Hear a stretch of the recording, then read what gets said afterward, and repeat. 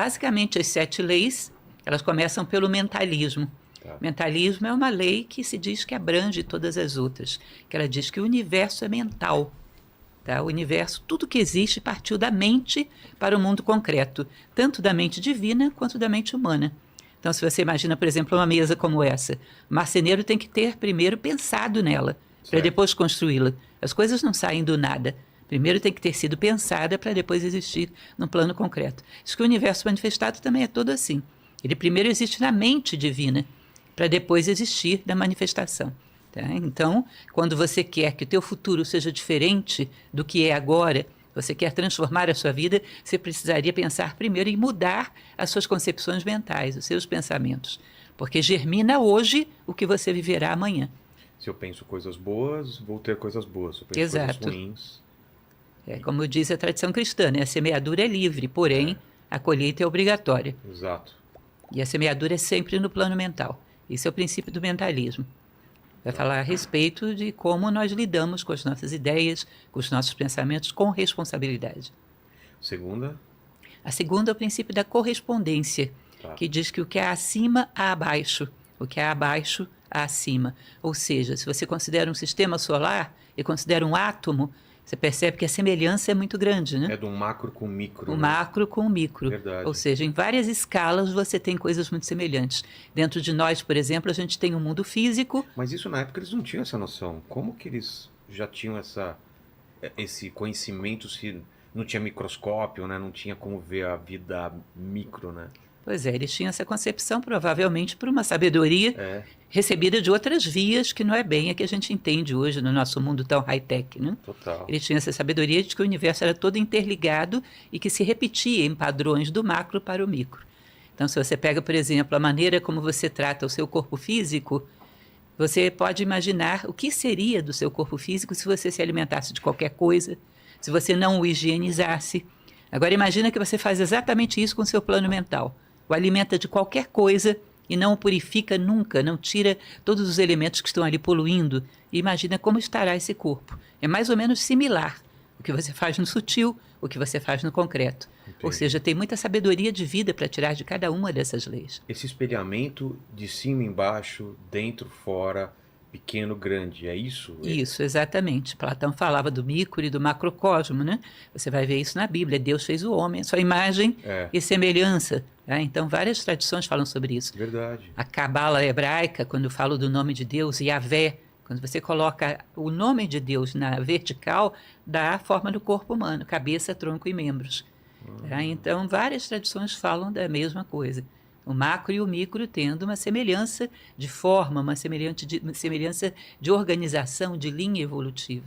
Entendi. Mas o que isso a gente traz para a vida, para o dia a dia? É, uma das coisas que eu falei para você é exatamente isso. Cuidado com as coisas que a gente mentaliza, porque serão as coisas que viveremos amanhã. Nós estamos construindo o nosso futuro nesse momento. Não, mas essa parte do espelhamento, como que a gente aplica isso? Esse entendimento de que acima, embaixo, dentro e fora, tem alguma... Uma típica frase que fala sobre isso é aquela do homem, conhece-te a ti mesmo e conhecerás o universo e os deuses. Ah, entendi. Essa frase diz que se você tem um grande autoconhecimento, você pode ter uma noção de como se organiza o universo, porque segue a mesma chave organizativa. Exato, exato, faz sentido. A terceira? A terceira é o princípio da polaridade, que diz que semelhante e dissemelhante são da mesma natureza, diferentes em graus. Se você pega, por exemplo, um termômetro, você vai ter temperaturas. Certo. Tudo é temperatura. Uma é quente, a outra é fria. Você pode esquentar o frio, esfriar o quente. Ou seja, você pode, por um ato de vontade, trocar uma polaridade pela outra. Então, por exemplo, se você pega um gradiente de sentimentos, de um lado você tem ódio, do outro lado você tem amor. Por um processo de vontade, de determinação, eu posso intercambiar um pelo outro. Eu posso transformar o amor em ódio e vice-versa. O ódio em amor. Sim, por um ato de vontade. Porque estão dentro de uma mesma natureza. Eu não posso transformar o quente em macio, por exemplo. Entendi. São coisas diferentes. Mas dentro do parâmetro de temperatura, eu posso intercambiá-las. Dentro do parâmetro de sentimentos, eu posso intercambiá-los. Dentro do parâmetro de pensamentos, de ações. Eu sou uma pessoa, por exemplo, em relação ao plano físico, sou preguiçosa. Eu posso me tornar uma pessoa ativa simplesmente por um ato de vontade, polarizando no outro lado do termômetro e trabalhando na construção disso. Posso reverter os polos em que eu estou identificada. E tudo isso aqui tá condensado aqui. Isso, de uma maneira De uma bem maneira- adequada, né? Vou mostrar para o meu filho. A quarta, A quarta é o princípio do ritmo, que é o princípio do pêndulo. Imagine que você tem aqui um pêndulo, você puxa ele para um lado, quando você solta, a tendência é ele ir para o outro lado, numa mesma distância. Imagine que você puxou ele para cá, uma distância x. Quando ele vai para o outro lado, ele vai x também. Ou seja, a oscilação para um lado e para o outro é equivalente. Isso diz, por exemplo, se você tem um excesso de euforia, é provável que do outro dia você tenha um excesso de tristeza que seja correspondente. Os excessos são mais ou menos equilibrados.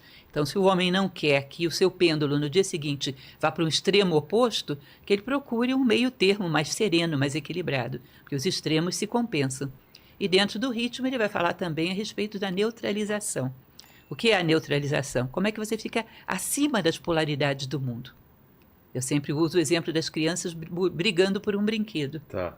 Uma criança brigando com a outra, puxando o ursinho. Quando é que você pode neutralizar esse conflito? Quando você não deseja mais o ursinho. Quando você superou sentido. essa necessidade de experiência, você pode ir lá e equilibrar esse conflito.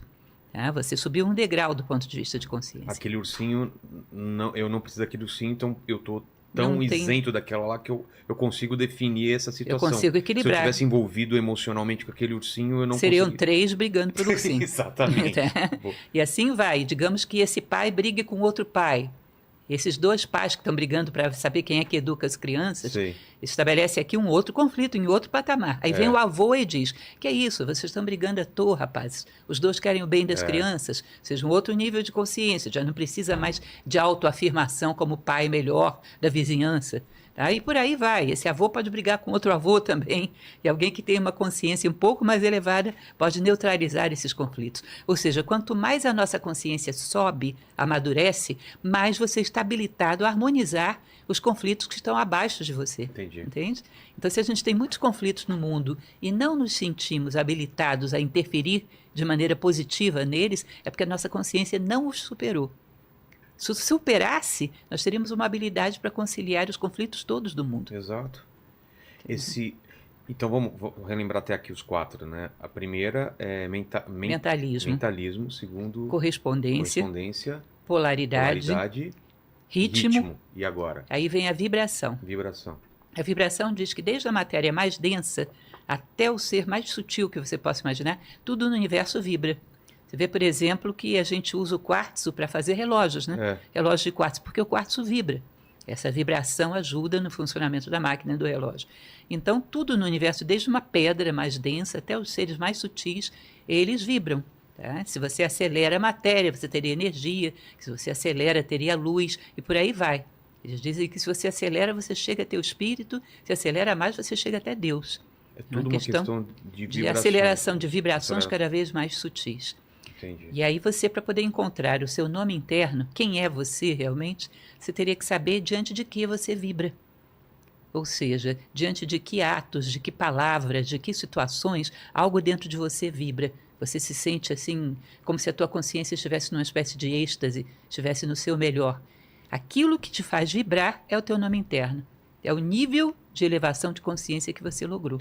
O nome interno é o meu eu mais profundo? Isso, o nível de consciência que você conquistou até agora.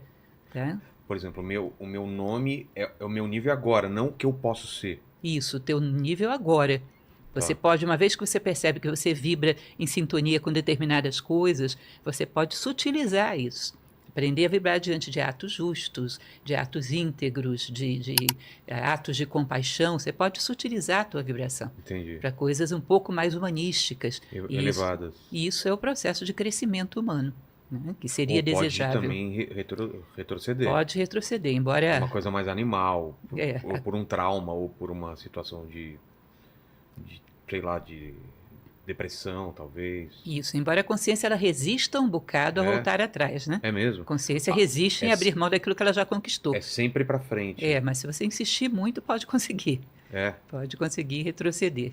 Mas a ideia é que a gente fosse cada vez mais sutilizando as nossas vibrações, cada vez mais coisas humanísticas, coisas mais nobres, elevadas a pensamentos, sentimentos verdadeiramente humanos. Tá? E isso seria a evolução humana, o crescimento humano. Tá? Então, tudo no universo, segundo o princípio da vibração, está vibrando em diferentes escalas. E à medida que você vai sutilizando essa vibração, vai crescendo, vai ocupando o seu lugar dentro do universo. Mas você está falando em relação a uma vida humana. Em relação à história da humanidade, a ideia também que... É a mesma até para geração seres a não geração... humanos. Hã? Até para seres não humanos é Ah, a é? mesma. Ou seja, no plano mineral, eles dizem que dependendo da vibração... Lógico que eles não estão falando na mesma chave que a gente chama Tô falando de vibração hoje, né? consciência, né? Tô falando de Isso. outra... Não podemos comparar com uma noção científica de vibração. Mas eles falam realmente de uma identidade de consciência. Ou seja, até nos minerais, os minerais tenderiam a ter uma estrutura cada vez mais complexa. Tá? E essa complexidade seria ir elevando a sua vibração. Entendi. Os vegetais vão também cada vez mais tendo uma estrutura mais complexa. A gente poderia dizer, sei lá, um angiospermas, uma evolução vegetal qualquer. Entendi. Poderíamos pegar os animais, nós poderíamos dizer que os mamíferos têm aí uma estrutura bem mais complexa, e para eles o ser humano conta diferente dos animais, né? Seria uma espécie diferente, que evoluiria quando chega a valores, virtudes, sabedoria. Tá? Então todo o universo estaria acelerando a sua vibração para chegar ao ideal que lhe é próprio, fazer aquilo que a natureza espera de cada um. Essa é a ideia. Mas é um contraponto à entropia, que fala o contrário, né? Que tudo caminha para o caos, que caminha para a ausência de ordem, né? A entropia se refere ao veículo físico, Isso. que é um fato. Mas a ideia, segundo a tradição egípcia, é que você teria dois eixos. Tá. À medida que o tempo passa, o corpo físico decai, mas a consciência sobe. Entendi. O ideal lá em cima seria um sábio, cujo corpo estaria muito debilitado pela idade, mas que a consciência estaria na sua máxima expansão. Entendi. De compreensão da vida, de respostas adequadas à vida. Ou seja, a consciência é um vetor de compensação da entropia física. E assim também o universo, cada vez se afastando, ficando mais frio e ao mesmo tempo uma evolução de consciência Isso. dos corpos que estão habitando ele, né? Isso. A ideia é que tudo seria de alguma maneira vivo, teria algum grau de consciência e tudo estaria em evolução. Inclusive, por exemplo, um planeta. Tá? Tem aquela teoria da Gaia, né? Isso, a teoria de Gaia fala exatamente sobre isso. O planeta como um corpo ser vivo que... E faz sentido, às vezes, quando você vê que ele reage ao que é feito nele, né?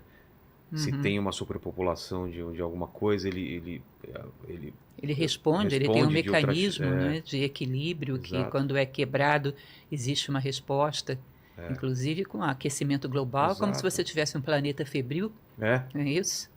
Pô, não tinha pensado nisso, mas tem uma superpopulação de alguma coisa, ele começa a reagir, que tá demais e tal. E aí, quebrou o equilíbrio. Exato, e aí pode aparecer doenças e outras coisas para diminuir aquilo que está causando mal ao planeta como um todo. O sexto é o princípio da causalidade, que diz que a toda causa corresponde um efeito. Tá? Então, quando nós conhecemos perfeitamente, nada vem do acaso, não existe casualidade, existe causalidade. Quando conhecemos bem esse mecanismo, que ninguém foge dele, nós podemos gerar causas cujos efeitos sejam condizentes com aquilo que a gente espera. Tá? Mais uma vez, uma frase bíblica: a semeadura é livre, porém a colheita é obrigatória. Lembra-se disso? Sim. Ou seja, o que eu quero para a minha vida amanhã, eu planto alguma coisa adequada para essa colheita que eu quero ter amanhã. Muitas vezes não fazemos nada na vida e esperamos que a vida nos dê muitas coisas, que tenhamos muitos frutos sem ter plantado nada. Ou seja, a gente espera que saiam coelhos de dentro de cartolas, sem que você tenha colocado o coelho lá dentro antes. Parece que é o mal da nova geração, né? Isso. De que essa ideia de que o mundo te deve alguma coisa, mas você não deve nada ao mundo.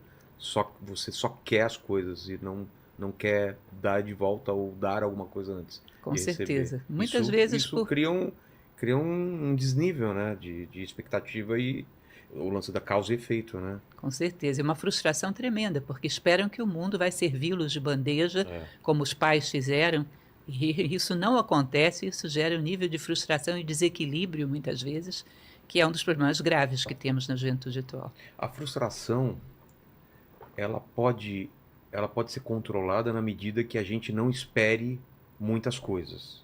Concorda? Se a gente não espera muita coisa, a gente não vai se frustrar. Mas pode levar também a um pensamento muito negativo ou niilista, talvez, das coisas. Tipo, se eu não quiser que aquilo dê certo muito e não der, eu não vou me decepcionar. Qual é esse perigo de a gente não ficar muito pensando nos efeitos bons para não se decepcionar e ao mesmo tempo isso levar a gente a uma não ação ou uma, tipo, aceitar as coisas ruins que acontecem com a gente e não tentar lutar? Não sei se eu fui claro. Sim, foi claro. Esse excesso de expectativa, você sabe que é o grande gatilho da ansiedade. Exato. É um elemento que nós deveríamos procurar fazer, como dizia Carl Jung, corpo e mente juntos, aqui e agora. Que eu tire todas as compensações que eu quero do momento presente. Que eu esteja feliz, esteja equilibrada aqui. Que eu dê o meu melhor a cada passo. O que virá depois, a gente vê depois. Mas agora, aqui eu estou realizada com aquilo que eu faço. Minha cabeça está aqui, concentrada no que eu estou fazendo, no caso da gente, nessa conversa. Sim. E o que eu estou fazendo aqui vai ecoar no meu futuro e tudo vai ser bom. Se eu estiver aqui pensando no que eu vou fazer daqui 2 horas, eu não faço isso bem e vai dar errado também daqui 2 horas. Com certeza. Você quer um futuro ideal, você tem que ter presentes ideais para te levar até lá. Perfeito. Presentes vazios não te levam a lugar nenhum. Então, essa ansiedade, ela esvazia o nosso presente. O ideal é que a gente pudesse estar dando o nosso melhor e que o futuro seja uma referência de direção, mas não um objeto de desejo. Eu tenho que ter o meu ideal para saber para onde eu estou indo, para ver se eu não me perdi, mas não para ficar ansiando estar lá. Eu tenho que estar aqui, corpo e mente juntos, dando o meu melhor a cada momento. Se a gente fosse colocar... Os hindus chamam isso de retação. Retação? Retação. O que é? É a ação desapegada. Então, você está presente, está vivendo o momento presente, mas você não gera expectativa a partir daquela ação. Você não tem um desejo a partir daquela ação. Então, é viver de forma consciente o momento presente, sem esperar um retorno a partir da sua ação. Isso seria uma forma de libertação, né?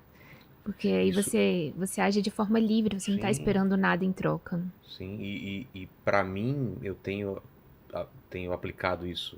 Claro, a gente não consegue fazer isso sempre, mas você está presente brincando com seu filho, ou num almoço, ou em alguma coisa, muda realmente a vida, né?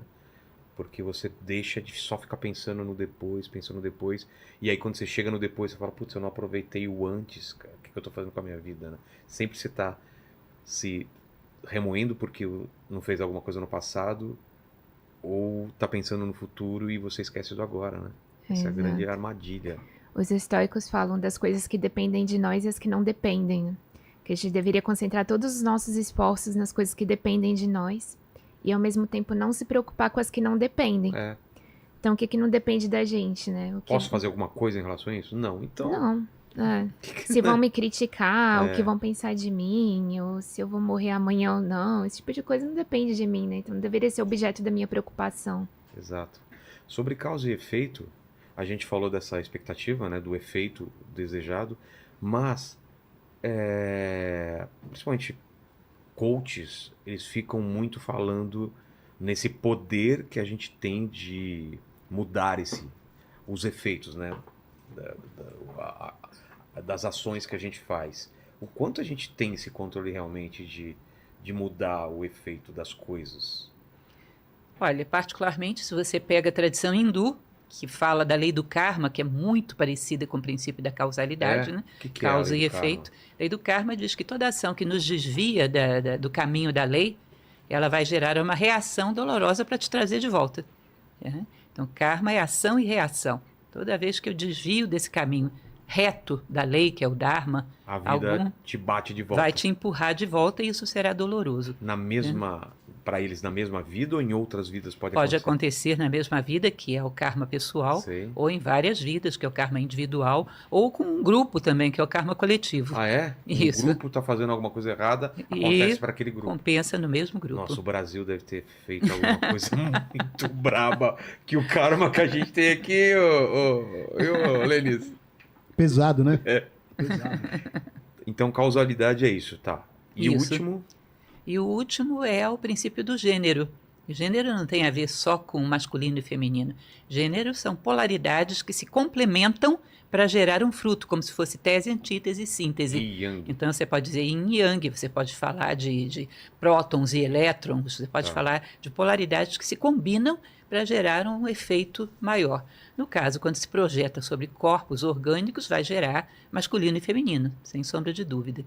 Aí diz que a partir daí você gera elementos novos. Tudo no universo que se cria, cria-se através dessa harmonia por oposição. Matéria e antimatéria.